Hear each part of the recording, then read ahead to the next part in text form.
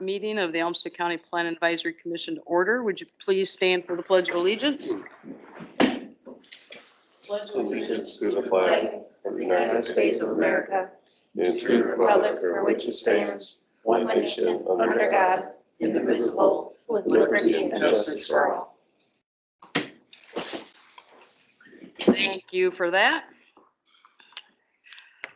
Due to federal, state, and local public health emergency declarations regarding COVID-19, public meetings will be held electronically as permitted by Minnesota Statute Section 13D.021, and PAC members may participate via Microsoft Teams. All votes shall be taken by roll call, and all PAC members should be able to hear each other. Physical access has been severely restricted to comply with public health guidance during the current public health emergency. For the record, present and with me here in the county board chambers at the government center are all 5 commissioners and 2 staff. An audio recording of these proceedings will be made and posted on the county website. I'd like to remind all meeting participants to keep your microphones muted unless you're speaking. This will prevent backfeed and the infamous echo effect. I also want to ask each person who wishes to speak to ask a question. Please use the hand icon and identify yourself as you start to speak.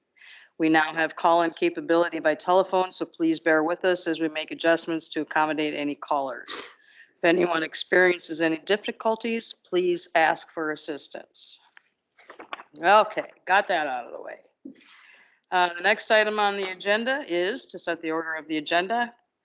We have approval of the minutes. We have a public hearing on zoning ordinance text amendment 02020-002 TA regarding Shoreland Regulations, followed by discussion items, other business, and adjournment. Any changes, additions, corrections, motions? I'll make a motion to accept the agenda as printed. I'll second the motion. Is that the agenda as printed? Bush? Okay, I have a motion by Mr. Hilsman and a second by Mr. Bush to approve the agenda. All in favor, Mr. Bush? Aye. Mr. Flynn? Aye. Mr. Hilsman? Aye. Mr. Natapali? Aye. Chair votes aye, motion carries. Minutes from the March 18th meeting. Hopefully everybody, you need a packet? Yeah. You want to look at a packet quick? You want to take a few minutes to look through the minutes from the last meeting? Go ahead. Since we didn't receive the packet ahead of time. Don't be surprised if it shows up in a few weeks when the post office finds it.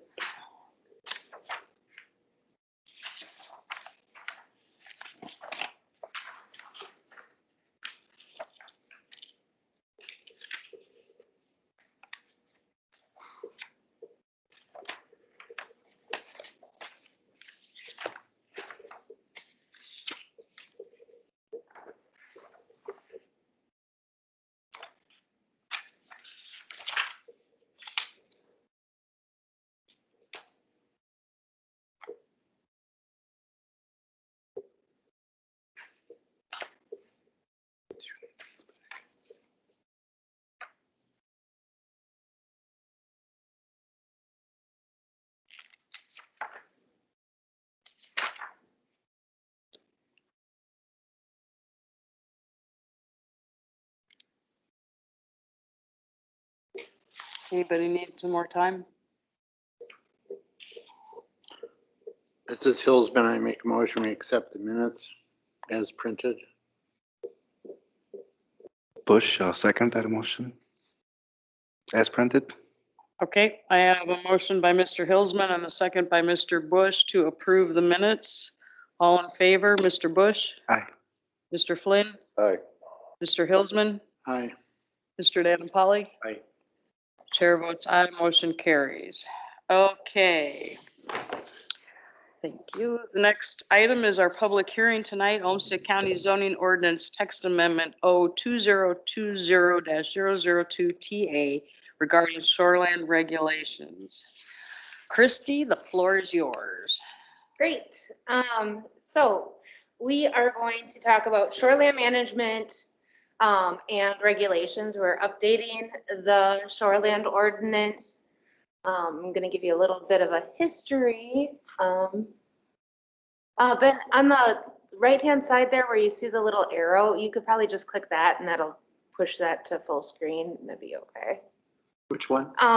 Where it says, there's like a blue line that says convert on the right side of, okay, you don't, on the right side of your screen, Here. Yep. there's an arrow. Mhm. Right here, Oh, look at that. That'll be fine. And if you just scroll down, it'll go next page. There you go. So the articles that we're amending as part of the Shoreland Ordinance is Article 1, General Provisions, Article 2, Rules and Definitions, Article 4, Zoning Procedures, and Article 9, Floodplain and Shoreland Districts. So in Article 1, it's just some general provisions. One second. It's just some general updating. There wasn't any major updates to Article 1. Rules and definitions, there was some additional definitions that were put in, and I'll go into a little bit more detail later. Article 4 has conditional use permits and variances in it, and we just clarified some of the findings and just cleaned those up a little bit. And then Article 9 had the most changes, but a lot of those changes were just moving things around and cleaning up tables and adding figures. And really, I'll go into more depth of the most outstanding things that we added, but there's really not a lot of changes to how we're regulating shoreland.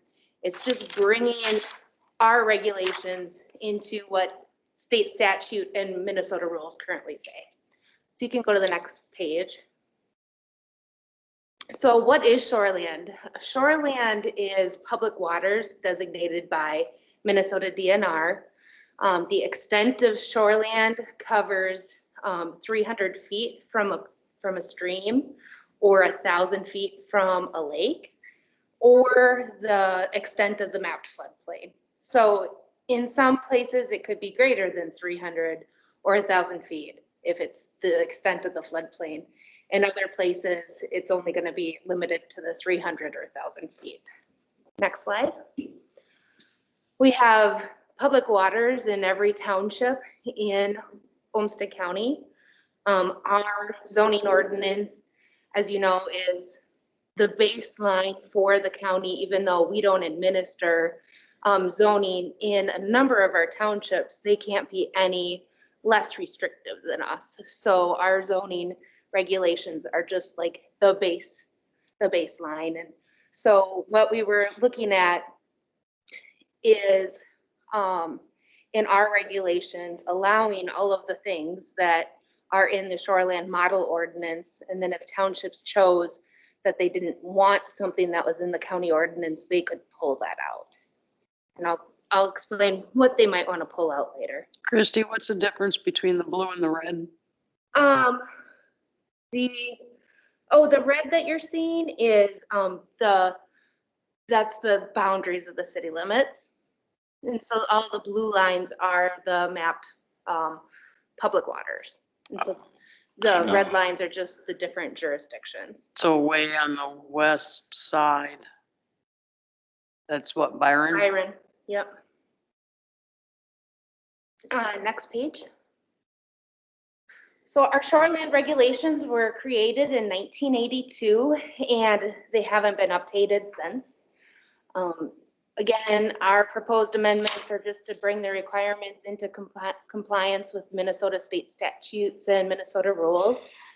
Our proposed regulations have been reviewed by the Minnesota DNR, Township Cooperative Planning Association. We've been working closely with Roger on all of these updates. And Tom Canan has also reviewed the changes. Next slide. So again, Article 1 is primarily housekeeping. It deletes the redundancies that were found in other articles. Article 2 included updates to definitions. We added figures to help explain some of those definitions. Article 4 corrects the variance findings in Shoreland, and otherwise there's no other substantive changes. And then again, Article 9 had the most changes. The floodplain section has been updated as well as the shoreland, and that was just to clarify the differences between our different flood zones. Again, it was nothing substantial. It was just clarification that was cleaned up. We added tables relating to shoreland classifications. We cleaned those up. There's a number of shoreline classifications, and our waterways only have a certain number of them. For instance, there are 4 different lake classifications. Well, we have 1 lake and we have 1 lake designation. So we didn't need all of the lake designations in our tables. So we just cleaned those up to address the designations that we have currently in our county. We only have 1 lake. Lake Zumbro. What about Silver Lake or Lake Florence? Those are in jurisdictions. So if it's in a municipality such as the city of Rochester or Pine Island or Stewartville, that does not go in the county ordinance. Well, what about Chester Park? Isn't that classified as a lake? No. No, that's a reservoir. Stormwater facility reservoir. Yeah. Lake Florence has actually been removed from, that was actually a impoundment of water as well, and that has been removed back before I came into town in the early 2000s. Yep. We added a land use table that just clearly defines the uses that are either permitted, conditionally permitted, or not permitted within each classification.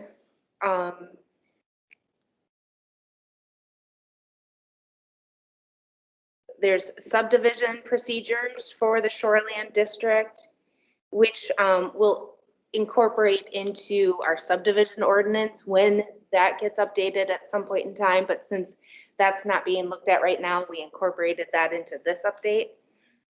And it also includes planned unit developments, or PUDs. That's probably one of the biggest changes. Is planned unit developments are a subdivision that happens within a shoreland area. And so if it's for residential, it's considered a residential PUD. If it's something like a campground or a mobile home park, those would be considered commercial PUDs. And because it's not currently in our ordinance, Minnesota DNR has to review those subdivisions and approve them before they even hit you guys. And so by putting PUDs into our ordinance, it puts that ownership back on us to review. And so that way DNR goes back into their referral role rather than their approval body. Got it. So it allows us to have that control over interpreting and applying the rules of the PUD standards. And it lets DNR just be an advisory an advisory agency again. This is Ravi Nadimpalli. Will there be any provision for mixed use development in those areas? Would it be fall under commercial developments? Like if there is a shop, some grounds, some campgrounds and other stuff, can that be considered as a mixed use development, or will it fall under commercial planned use development? That's a good question. It would.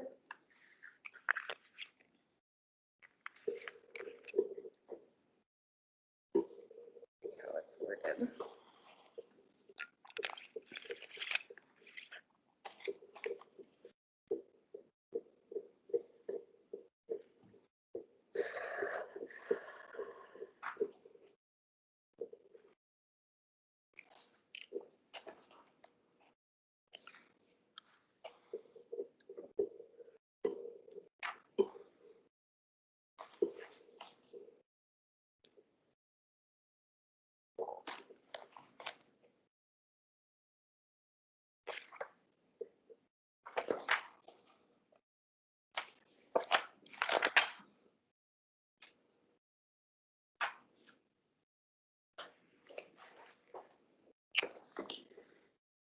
I was looking for the definition. I'm getting there. Okay. It's.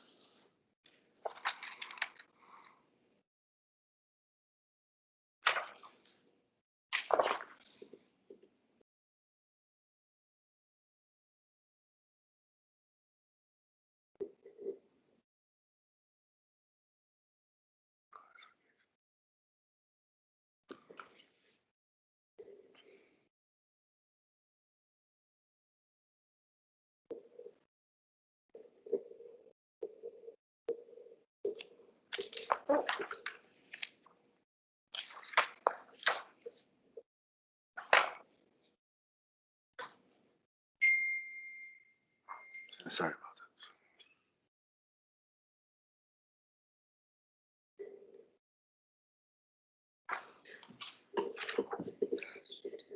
Okay. Sorry about that. Probably I might not have asked the right question, so. I think you get bonus, You all would have had your packets. I think you get bonus points for stumping the pan. that. I'm sorry. Okay,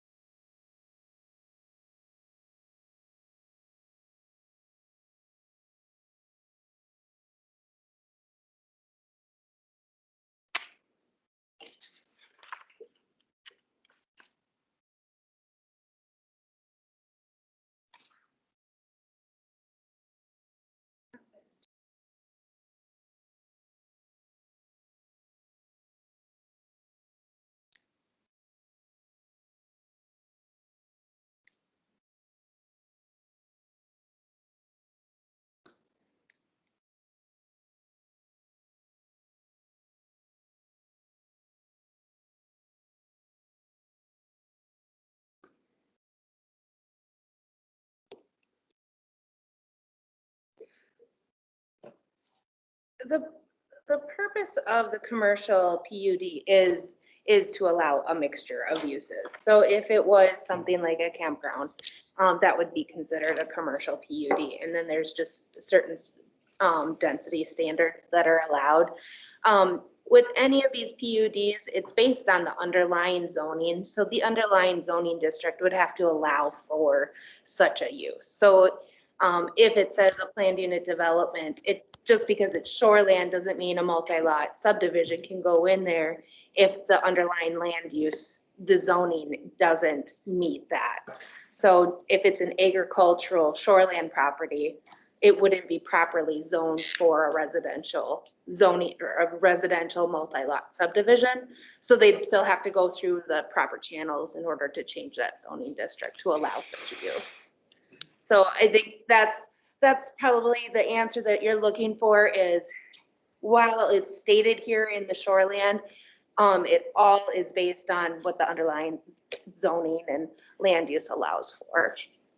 So Christie, the businesses around Lake Zumbro now, they are zoned commercial? That land right now? I don't know. Paige, do you know? Like the restaurants and the boat arena, is that commercial land? Is that considered? There's only one restaurant now, Well, there's right? only one now, but there used to be two. Those were put in before our shoreland regulations were put in place. So, yeah. But theoretically, you know, we bought the one, but could another restaurant been built on the one that we own now? Because is it grandfathered in? If that restaurant would have been replaced right away, it could have been put on the same spot.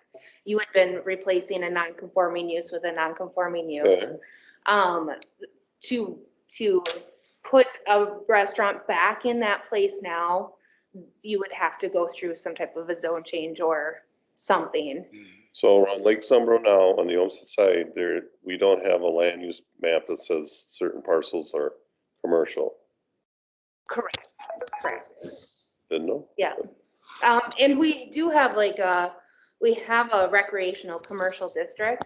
that would be appropriate in the shoreland area if a business like that would want to go in. And this is Mark. The Fisherman's Inn site was zoned RC or recreation commercial. That was its zoning designation. Thank It you. hasn't changed since the changeover in the property.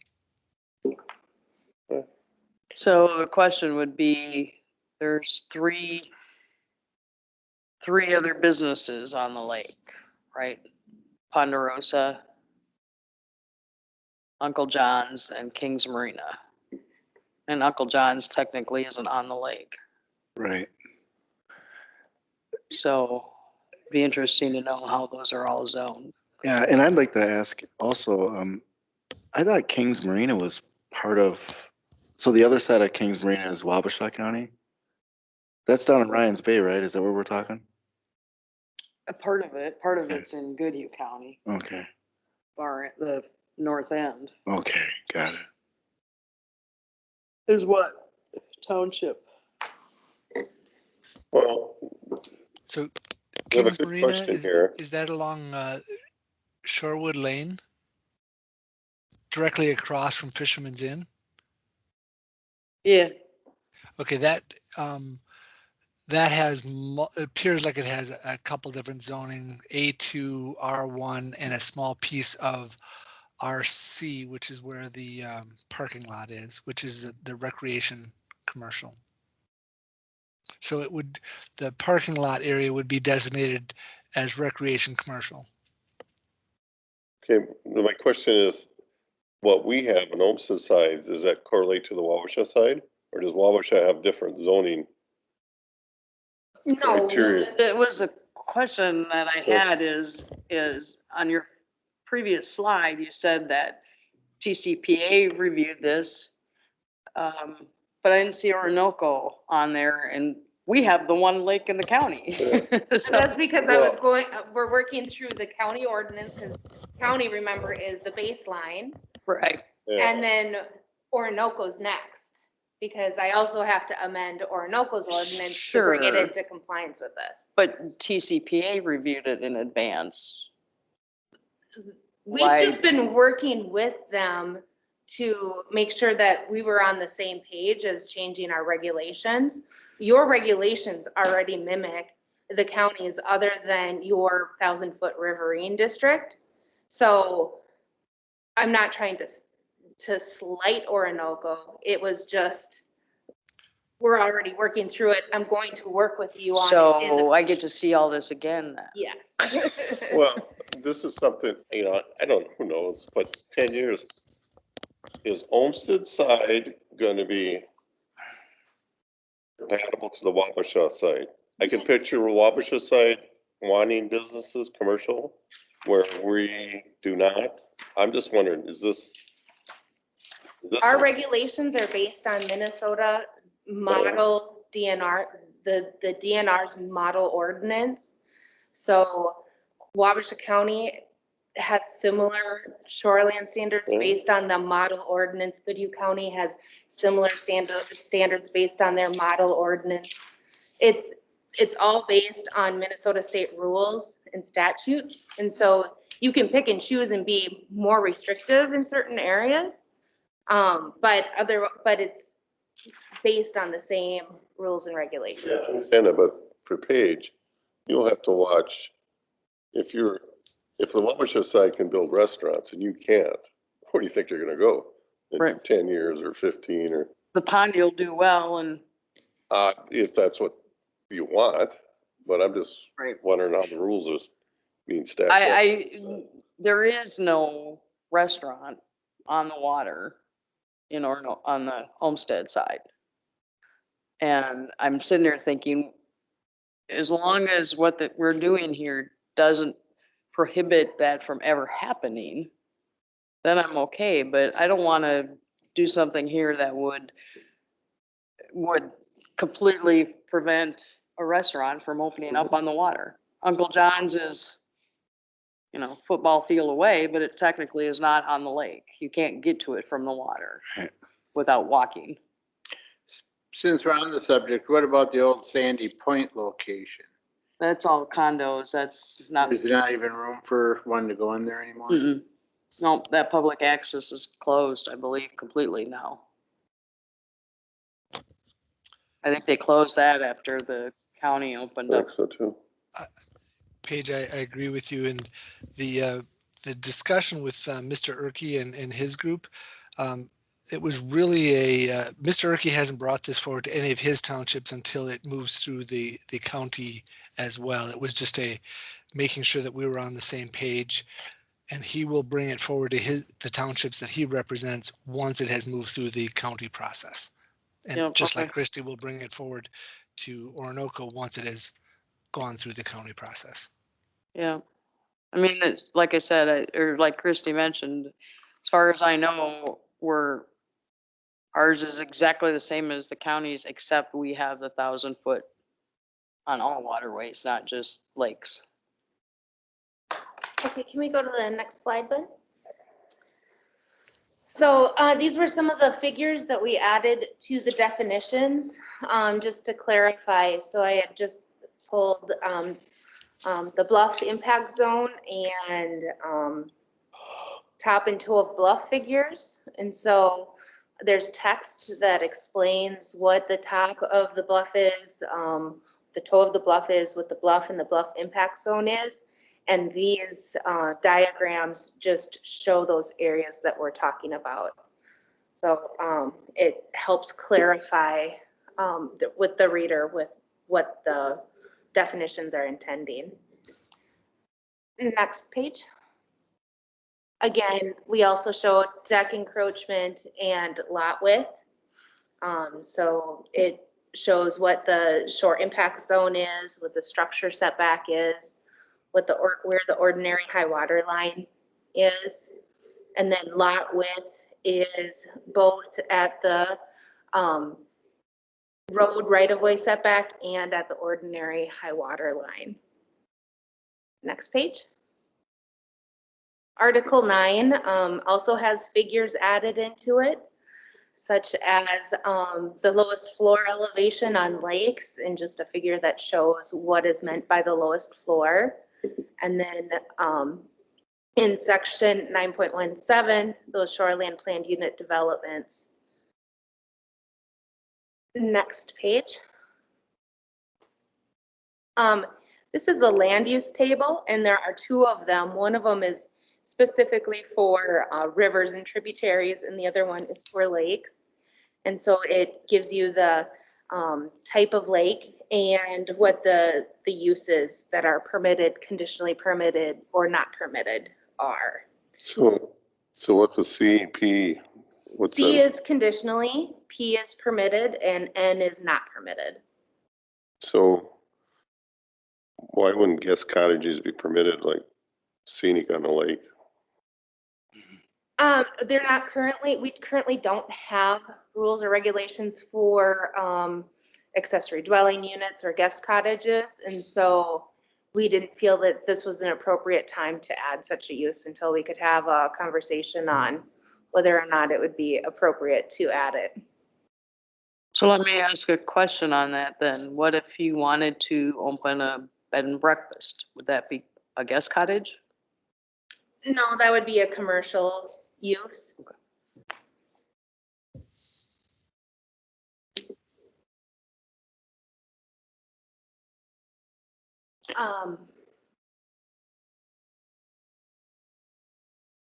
I thought somebody was gonna. Okay, next slide.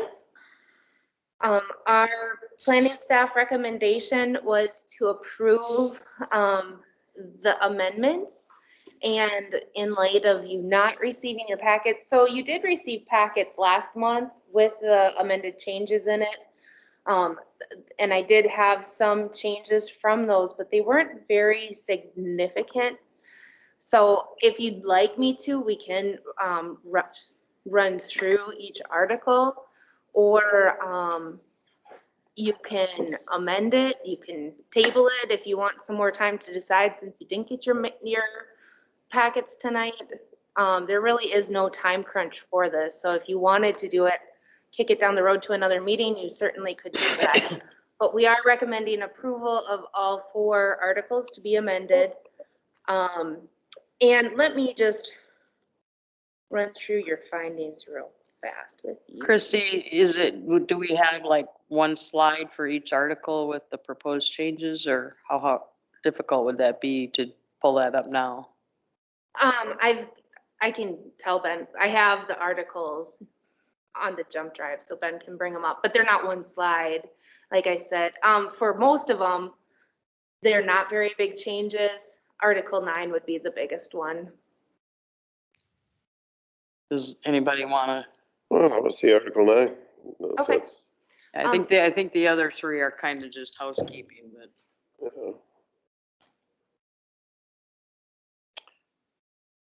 And this is, like you say, just to align it with the state rules and regulations, DNR. I'm sorry, what was that? I said, just overview, this is basically, we're amending it to realign it with the DNR and state regulations. Correct, yes. DNR has, pretty much since we adopted our floodplain maps in 2017, we've been on their radar that our shoreland regulations have been not in compliance with state statutes. And so they've been asking us to update them and bring them into conformance with standards.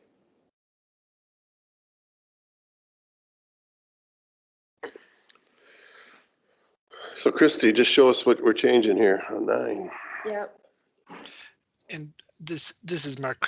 Oh, Mark. Christie was provided a model ordinance from the DNR, and we just incorporated that to use the language that we have that's unique to Olmsted County and in our format.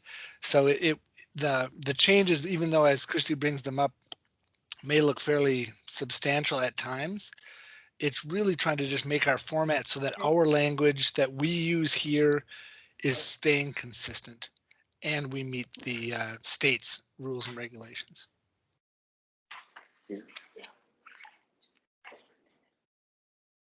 Okay. Do you want to talk about this first one? That first one was not, it was just a formatting. Just tell me next.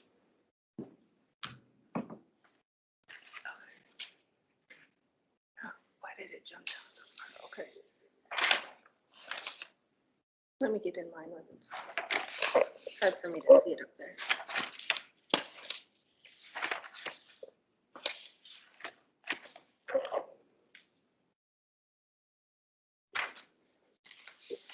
Okay, You want to sit here? sure. Here. That might be easier. Yeah.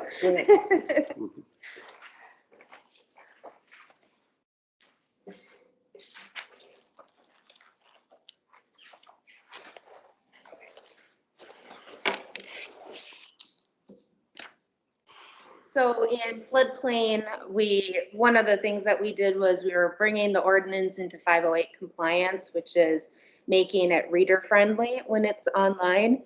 And so it included formatting and correctly calling out the titles of tables and things like that. So DNR's model ordinance clarified statutory authority and policy for all of the sections. So really just, this is just correctly referring it to the statutes because the statutes that we were referencing were out of date.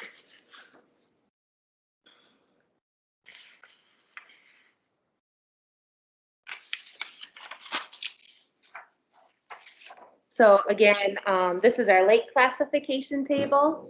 Okay, we have 2 lakes in the county. We have Lake Zumbro and Lake Mayowood. But Lake Mayowood is primarily in Rochester Township and the city of Rochester. We have a lot of streams and rivers. And then everything that's not listed is a tributary. This is one of those land use tables that I had mentioned. And so it just identifies the land uses for lake classifications. And then the next table identifies the land uses for river and stream and river and tributary classifications.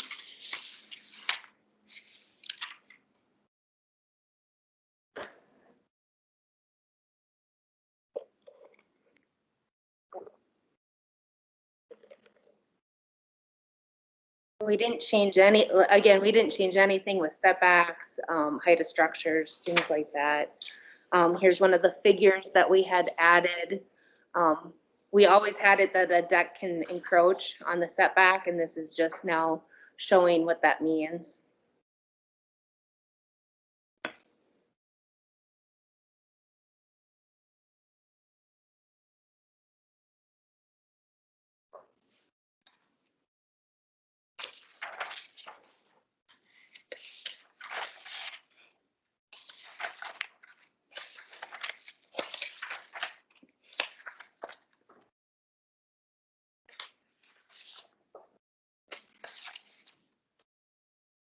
Hey, that line back up, the line that said holding tanks are prohibited, Mm-hmm. is that, That do was. we have anybody around the lake that uses a holding tank? Because they're so crowded down there. Not everybody has room for a septic, right? Right, and that was in the model ordinance. I was confirming with Don and Chad whether or not that was appropriate. And I don't believe I had gotten a response from them of whether or not that was in line with our septic ordinance. I'm not aware, but that doesn't mean that there aren't any out Right. there. Right. The idea is that they don't want holding tanks in the shoreland area because in cases of flood, they can be flooded. What is the ordinary high water line? How is that classified? Normal. Because I will let you know that since they dredged Lake Zumbro, the water levels out there have gone down everywhere. So I don't want people thinking that all of a sudden now they're gonna have more property than they used to. Well, Lake Zumbro is one of the areas where DNR has an elevation that they have identified as the ordinary high water line. Otherwise, on a trout or stream or river, it's just based on where the normal water flow is in a normal year. And so it's not a high water line, it's not the low water line. If it's a dry ditch, it's the top of the bank. So.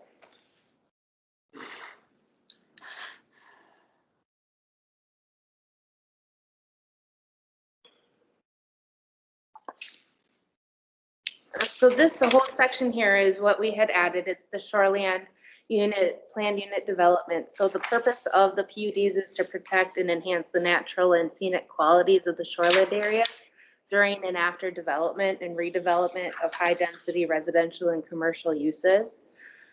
The types of PUDs that are permissible are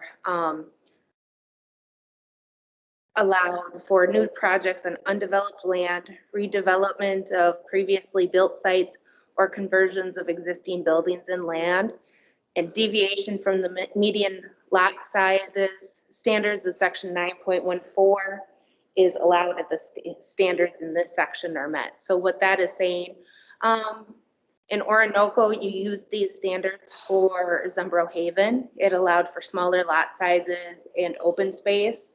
And it's so that you could have the houses closer together and have the open space closer to the water. So there's another special district in Orinoco that is based on these criteria as well. The townhouses, Zumbro, what is that one called? The townhouses that are right by White Bridge. Sandy Point. Sandy Point, yeah, Sandy Point. thank you, Mark.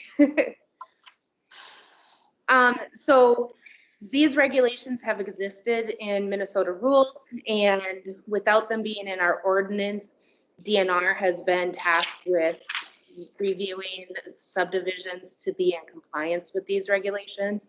And so putting them in our ordinance just allows us to work with the landowners who want to do these kind of developments and give them the correct density up front, so that way they know what they can do before they get to the point of applying to you know, that way they can just apply to us.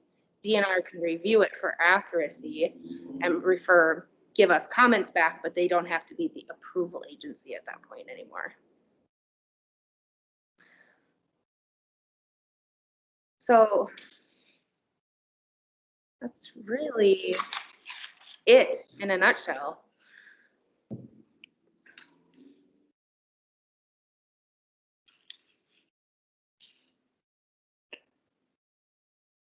Are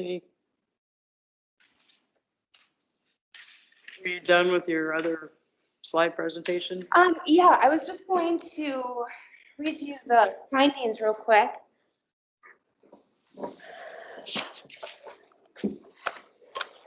I guess while that's still on the screen, any questions on these changes? No, it sounds like we don't adopt these changes in that 9.17. The DNR is going to enforce them anyway. Right. Yeah. Right.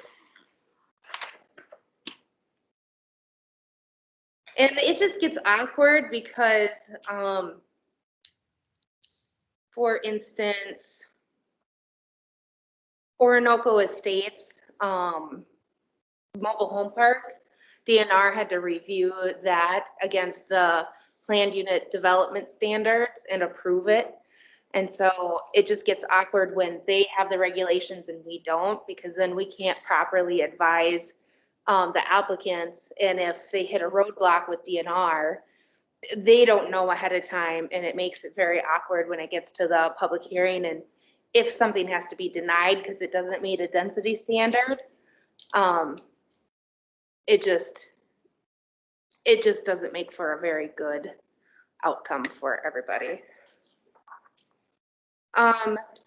There are the criteria for making zoning text amendments can be found in section 4.0 of the Olmsted County zoning ordinance.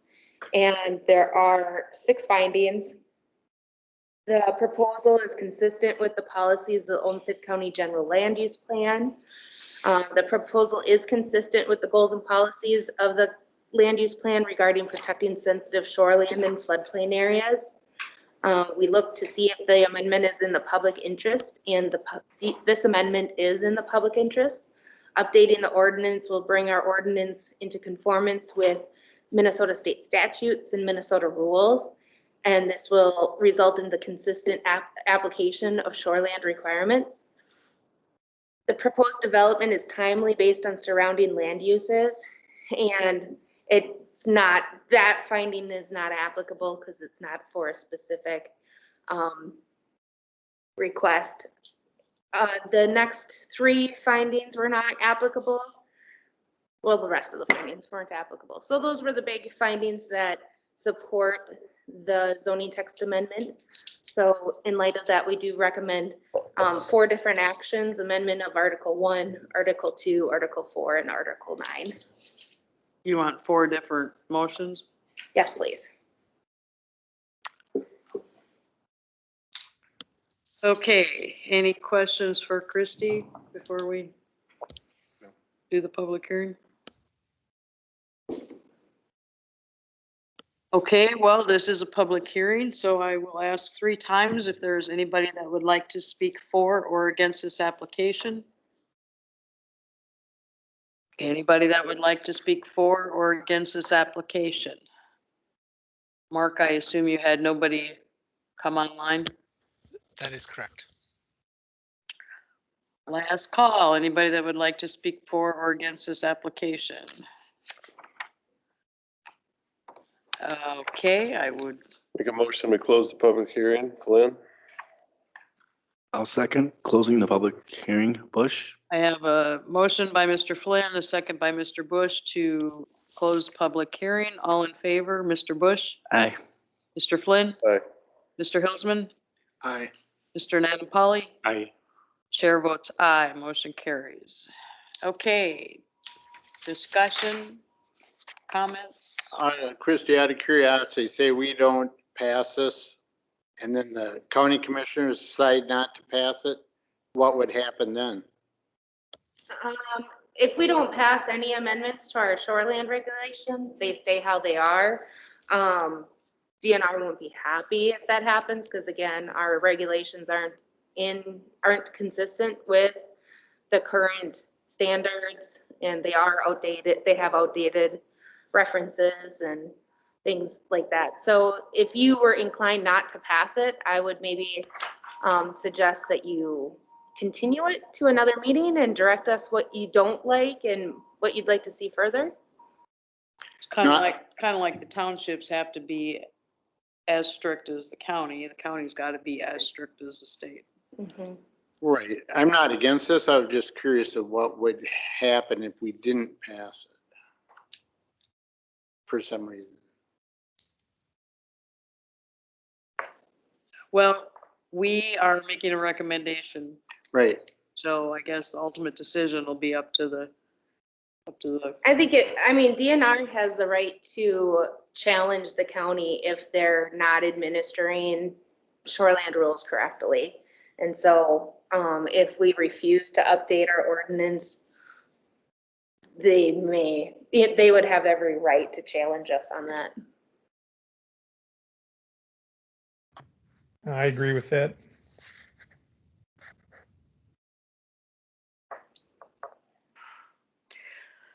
So, so because it's one text amendment, you still want us to do 4 motions?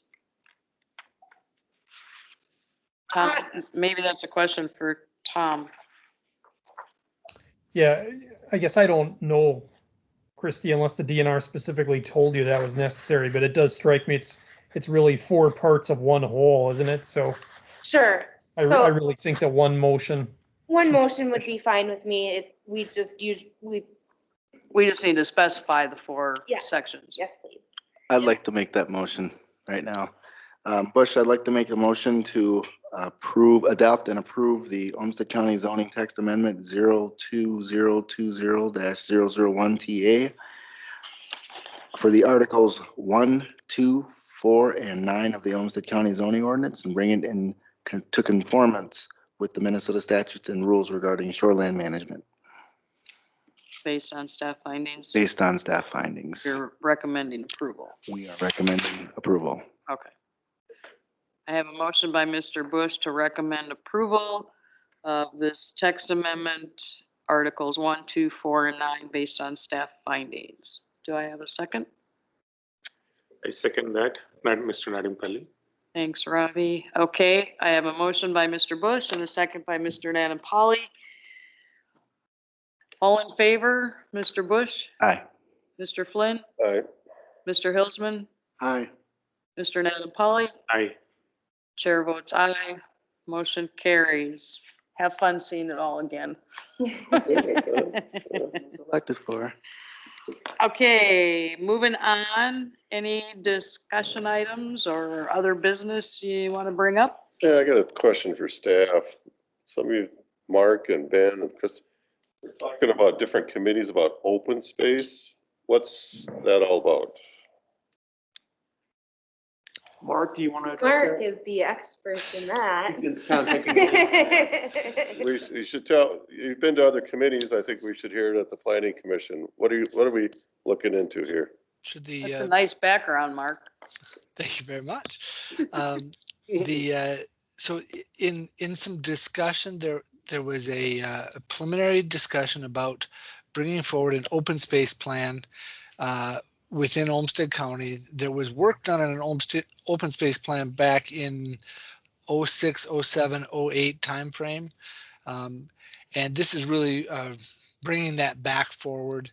An open space plan looking at how to manage open spaces within Olmsted County, looking at the opportunities for trail connections potentially, the opportunities for preserving lands that may not be a park in the traditional sense. We have a proposal and that is going through the Greater Minnesota Parks and Trails Commission for a water trail that would follow the Zumbro River, which would navigate through Olmsted County, which would be part of this greater open space plan or open space system. It's in a very early stage. We've provided some upfront information to the Physical Development Committee, and just making sure that we were still following the directions and alignments of the county board. And we've taken that and we'll be going on to the next steps. So we've worked 1 quarter, gathered some of our baseline information, and we'll be taking the next steps to do some additional research and continue to bring that back before the county board, ultimately coming forward through the multiple commissions. I would expect the Planning Commission and other groups within the county for discussion, along with community engagement. There'll be a number of different community engagement type efforts. So Mark, would Yep. something like this take into account bike trails, wildlife corridors, stuff like that? Because Christy mentions Haven, and when he put that in, he was kind of our guinea pig with our first development, when we first started doing our own planning and zoning out there, and we made him, he's got, I don't know what the percentage is, but it's a high percentage in open space, because there's a wildlife corridor going to the lake for water. And we Yep. didn't want him to disturb that, so. The current land development manual has a provision for something called environmental corridors. It was embedded in the 1978 land use plan for Olmsted County. And at that time, there was actually a land use identified for parks, open space, trails. That land use hasn't carried forward, but the concept or idea of environmental corridors is still in our ordinance today, and will be part of the update to the general land use plan that is underway right now. Actually, in this first time period, one of the things that was done was going back and looking at all of the plats that were developed from approximately 1978 going forward, specifically along the waterways, to see where environmental corridors, pedestrian easements, trailway easements were developed. So Zumbro Haven being one of those examples of where a easement does exist that lays a baseline for potential trails or connections through properties, and again through often private properties. And it's the opportunity to link some of our existing parks, open spaces, key features within Olmsted County, communities, cities, things of that nature, and making trail connections. That's a likely outcome of an open space plan. But at this point, we didn't start with what should the outcome be. We're starting with what are those ideas, and then building to that outcome and making sure they align with the county board's direction on open space. And we're still working towards setting those goals and objectives. Well, I haven't been involved in this one yet, so we need to talk about it as a board, what we're trying to accomplish. But again, we're talking about public trails or rights on private property. And what's the definition? Obviously, I know a history of bike trails. Are we talking now water trails, walking trails? We're going into a real vague interpretation of what we can go across personal property, I'm afraid. And I think there'll be a lot of discussion on how are those trails developed and by what means, through acquisition of land, acquisition of easements, cooperative agreements with landowners, with nonprofit organizations. All of those things will be tools in that quiver to develop these trails. But that is one of the outcomes that is a likely outcome. But there's been nothing. I guess we're at that very early stage where there's been nothing determined and said this is exactly how this is going to go. So there isn't a trail network that's being identified at this point. So do you predict that we'll have, I don't know, a map or something that would let the townships know that this trail we've identified for as a wildlife trail or a future bike path, so that when we get developments that come forward, we can use that to say, this is okay, but you have to avoid building in this part of it. I would, at this point, I would say there will be policies that identify how you would evaluate property to look for those set-asides that would allow a trail. If there was a map, it's going to be a map of, we want to connect these two elements, but not identifying a specific route. As Mr. Flynn identified, it's not easy to take a countywide map and say, we want the trail to go in this location. It would be more likely similar to the planning documents for the state trails. The very early planning documents for those identify connection points, but not necessarily a route. Well, again, we're talking about all like grabbing air here personally. Again, I don't know what our definition of open space coronation is. Again, river routes, bike trails, walking trails. This is so open-ended. We're going to have a lot of upset citizens, property owners, basically, if we don't have a good definition here. Well, that's my point. You know, you can't do anything about the stuff that's there, but we can about stuff going forward if we have some good guidance. I can see this being pretty contentious. When you start infringing on private property. Yeah. All of a sudden you get a bike ride through your backyard, But I don't I know. suppose it's in the early development, so I don't know if they're gonna enforce it with eminent domain or how they would acquire these right of ways. Well, I imagine some of it depends upon what it is. If it's a wildlife corridor, it's not as defined as a bike trail, right? A bike trail has asphalt, it's got to go. A wildlife corridor has more flexibility. But it just happened. A wildlife corridor is, how do you tell which way a deer is going to run? Now, last week we had a real problem with bird nesting. Imagine writing something about a wildlife corridor that it could turn into, Tom, you're going to have a whole wing of lawyers. Well, Matt, It'd be endless. they have signs on the road, deer crossing Yeah. and stuff, so they know where they're going already. That's why you can't get one of those anymore, you know that? They will not give you a deer crossing sign anymore. Maybe I could jump in here and just offer a couple of thoughts too. I mean, no one is talking about the use of eminent domain. It's all as much cooperatively looking forward when I would expect when people pass away and there's a need to transfer title to land because grandpa's died, etc. If you have those connection points like Mark had mentioned identified, you'll be able to see essentially, okay, in the future, there's going to be a gap here that's going to need to be met in some way. And maybe there are 3 different property owners that might be able to furnish some rights and property in order to be able to bridge that gap, that kind of a thing.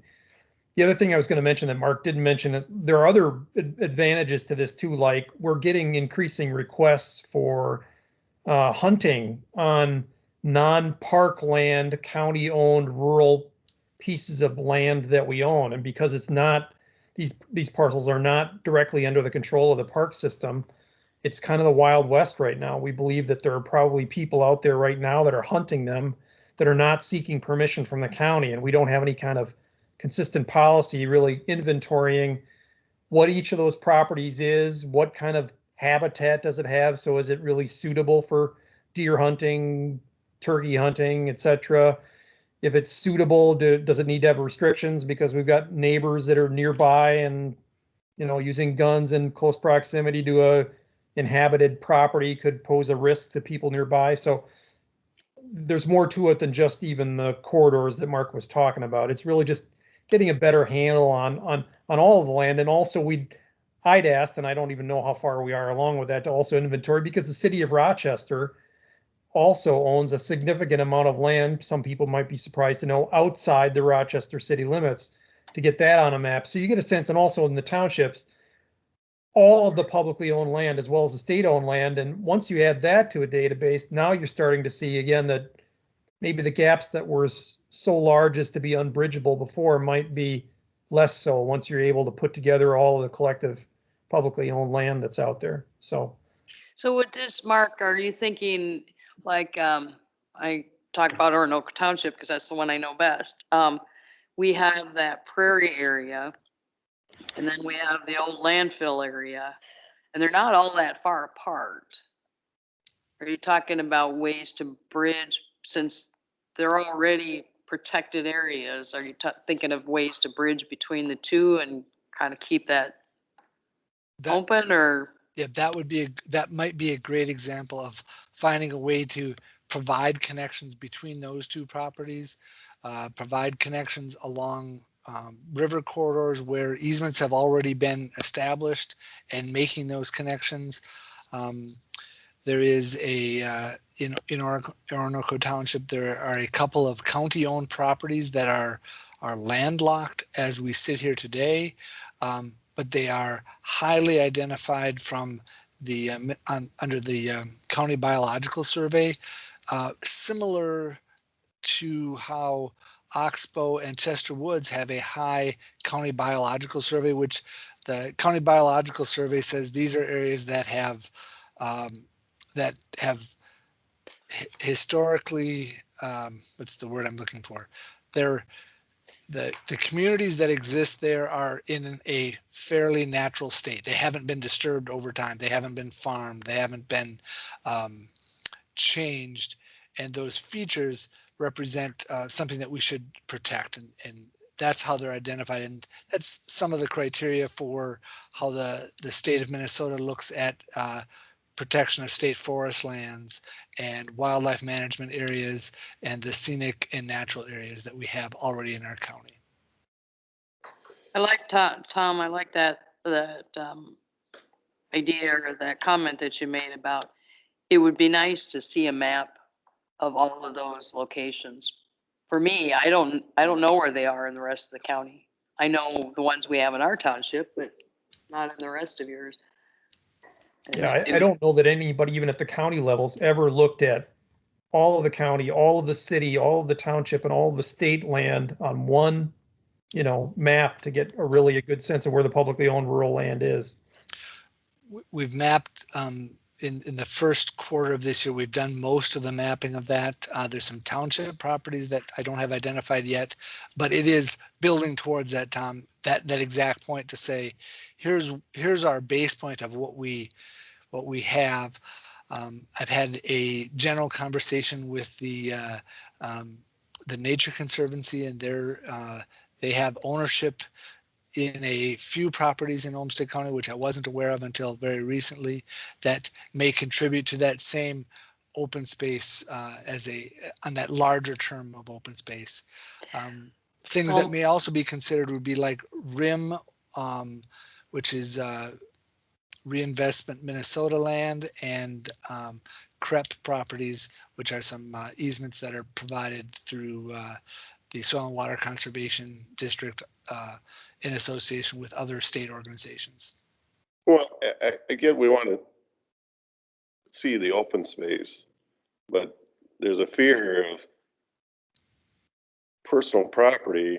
All of a sudden we make a land use zone or amendment. By the way, we're going to cross your property, or part of this property is going to be open space then we got problems, huge problems. Again, it comes down to personal property rights versus whose space is whose. So that's been going on for years. Well, Mark, if you want any input, I got a couple people on the Orinoco Planning Commission that would give you a whole lot of input on environmental stuff.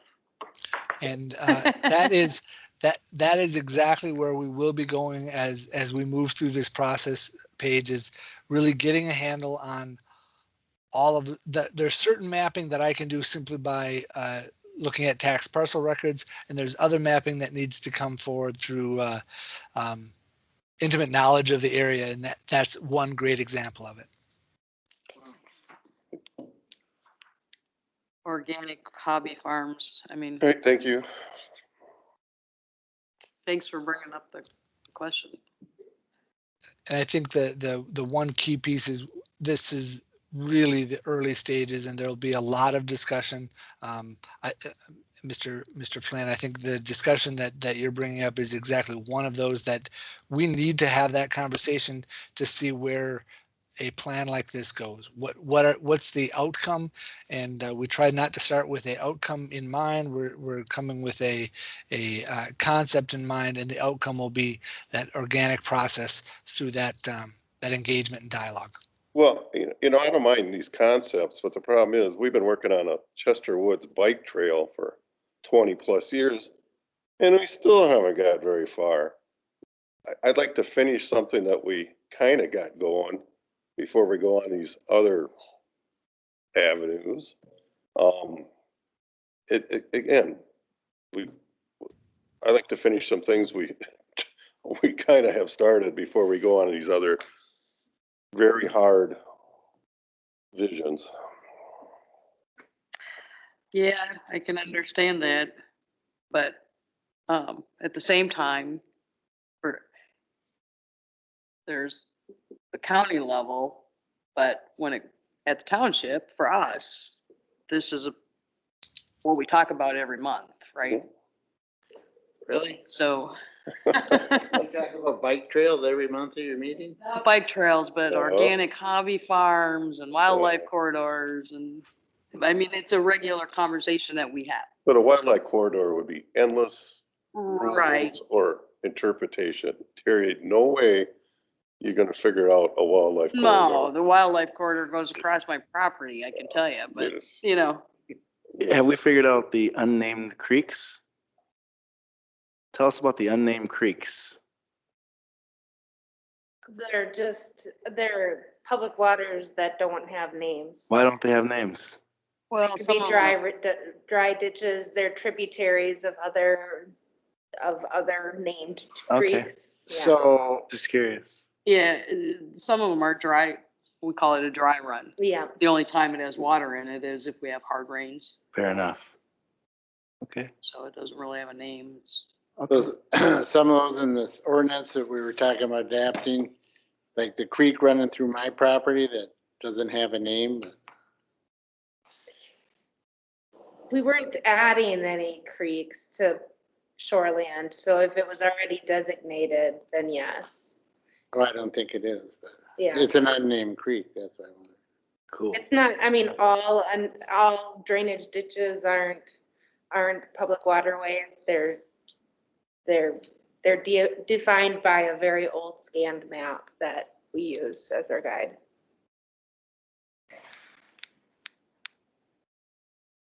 anything else you guys want to bring up? There's one item left on the agenda. Motion to adjourn. It's Hillsman, all second. I have a motion by Mr. Flynn and a second by Mr. Hilsman to adjourn. All in favor, Mr. Bush, Hi. Mr. Flynn, All right. Mr. Hilsman, Aye. Madam Polly. Aye. Chair votes aye. We are adjourned. Thank you, Tom. Thank you, Mark. Thank you, Beth, Christy, Ben. Thanks, everybody. We got a lot of definitions.